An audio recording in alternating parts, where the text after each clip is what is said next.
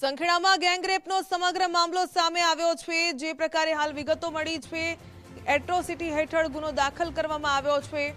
સંખેડામાં gangrape અને atrocity act હેઠળ જે ફરિયાદ દાખલ કરવામાં આવી છે, વકીલ હિતેશ ગુપ્તા સહિત 3ની સામે ફરિયાદ નોંધવામાં આવી। પત્ની અને આસિસ્ટન્ટની સામે પણ ગુનો દાખલ કરવામાં આવ્યો છે। સંખેડાનો જે સમગ્ર મામલો છે, જેમાં ભોગ બનનારની ફરિયાદ બાદ પોલીસે ત્વરિત કાર્યવાહી કરી છે। ઓફિસમાં રાત્રિ રોકાણ દરમિયાન દુષ્કર્મનો આક્ષેપ લાગ્યો છે।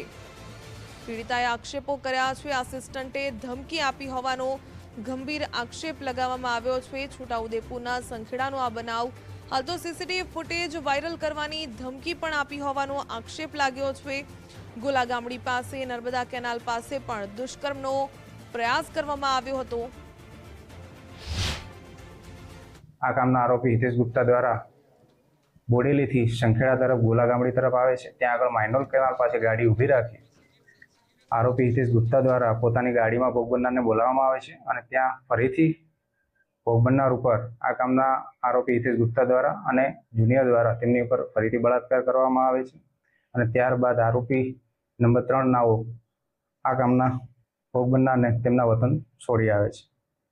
આ કામે જ્યારે બનાવ બને છે ત્યારે તેમના વિરુદ્ધમાં જાતિ વિષયક શબ્દોથી બોલવામાં આવે છે અને તેમને ધમકાવવામાં આવે છે।